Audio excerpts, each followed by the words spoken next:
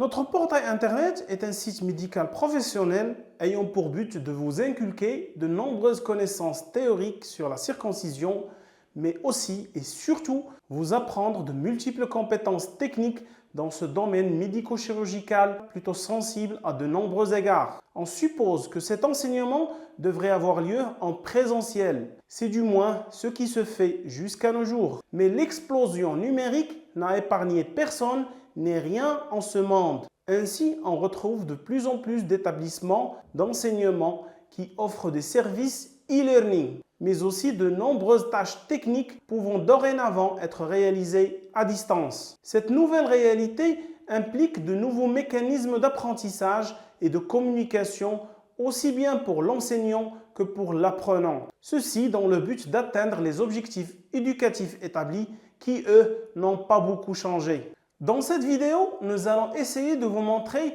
les bonnes techniques d'apprentissage et d'entraînement afin que vous puissiez profiter au maximum du contenu à venir en passant par les différentes étapes du processus d'apprentissage. Il y a tout d'abord l'étape durant laquelle vous ne savez pas que vous ne savez pas. C'est-à-dire que vous êtes inconscient de votre ignorance ou de votre incompétence. Peut-être parce que vous n'en avez pas besoin pour atteindre un objectif qui ne vous intéresse pas encore. Ou peut-être que vous n'êtes pas conscient de ne pas être suffisamment qualifié pour atteindre un objectif que vous souhaitez accomplir.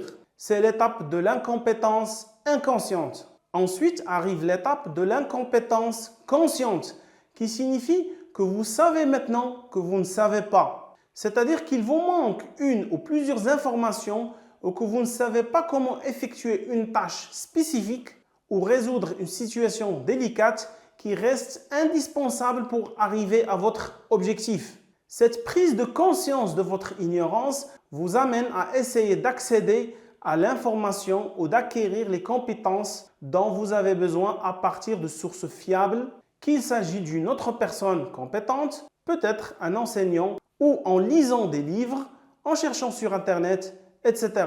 Vous avez trouvé ce que vous cherchez. Vous devez donc connaître ces détails, comprendre ses raisons d'être, la mémoriser et l'appliquer tout en l'adaptant à votre réalité ou plutôt à votre propre représentation de cette réalité. Et cela ne se fera pas du jour au lendemain, mais demande un effort mental et ou physique en suivant un ou plusieurs aspects d'apprentissage, comme l'apprentissage par répétition qui consiste à reproduire une action, l'apprentissage par essai et erreur où on utilise le retour d'expérience pour progresser, c'est-à-dire que l'élève devra faire plusieurs tentatives et il commettra des erreurs avant de parvenir à trouver une solution adéquate. Il y a aussi l'apprentissage par immersion qui consiste à vivre dans des conditions réelles pour apprendre ou accélérer l'apprentissage de la nouvelle connaissance et ou compétence.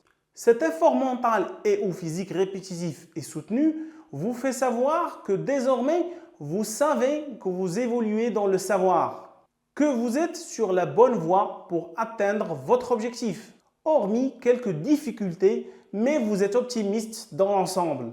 Vous êtes en train d'assimiler l'information ou la compétence et non pas seulement la connaître et l'apprendre. Vous avez ainsi accédé à l'étape de la compétence consciente.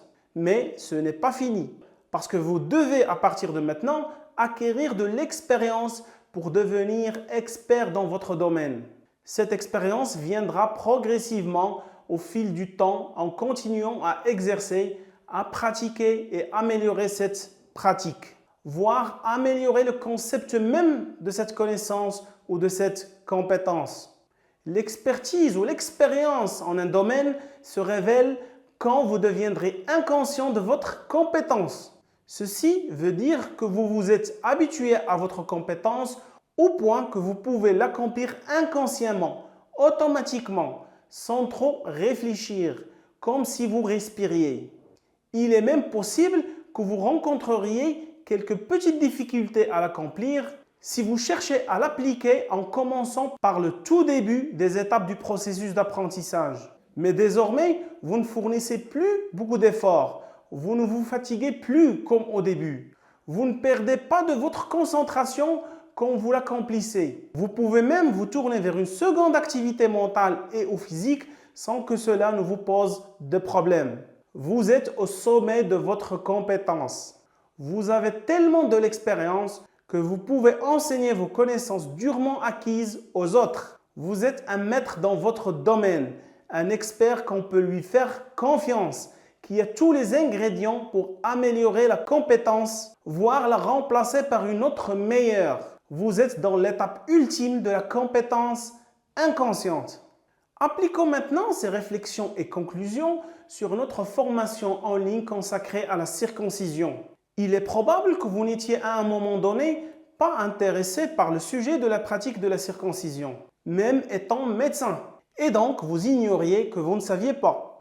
Vous étiez donc dans l'incompétence inconsciente. Puis, à un moment donné, et pour une raison ou une autre, vous vous êtes intéressé à la pratique de la circoncision par vous-même, en souhaitant apprendre et suivre les normes et les pratiques scientifiquement prouvées.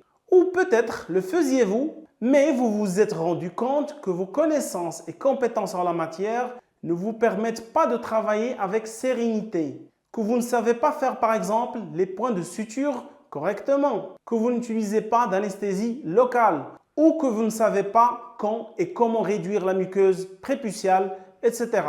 En fin de compte, et dans les deux cas, vous avez atteint l'étape de l'incompétence consciente. Quand vous avez choisi notre formation professionnelle, vous avez très probablement été confiant quant à son contenu riche et prouvé, à son système de formation en ligne unique pour le secteur. Vous devez donc en faire le meilleur usage. Il ne faut tout d'abord pas tomber dans le piège de la lecture à la va-vite du contenu publié, mais il faut plutôt lire et relire, faire des résumés, prendre des notes, discuter avec les autres et faire des erreurs de compréhension, de réalisation jusqu'à ce que vous atteigniez l'étape de l'assimilation de l'information ou de la compétence avec l'habilité d'en discuter sur le fond et non seulement s'en interroger sur la forme. Nous offrons également la possibilité de pratiquer en live action, si on ose dire, avec nous dans les campagnes de circoncision qui s'inscrivent dans la stratégie de l'apprentissage par immersion très efficace pour accélérer votre apprentissage et votre formation. Tout est à votre disposition pour que vous puissiez accéder en toute aisance à la compétence consciente, pour ainsi savoir ce qui vous attend en tant que futur praticien de la circoncision. Il ne vous reste après que cumuler de l'expérience qu'on souhaite qu'elle soit collective, du moins au début, c'est-à-dire avec vos semblables. Ne brûlez pas les étapes, ne vous précipitez pas, acquérez de l'expérience progressivement jusqu'à ce que vous atteigniez le stade ultime de la compétence inconsciente, pour que vous puissiez voler de vos propres ailes en circoncision. Bon courage à toutes et à tous et commençons par le premier chapitre.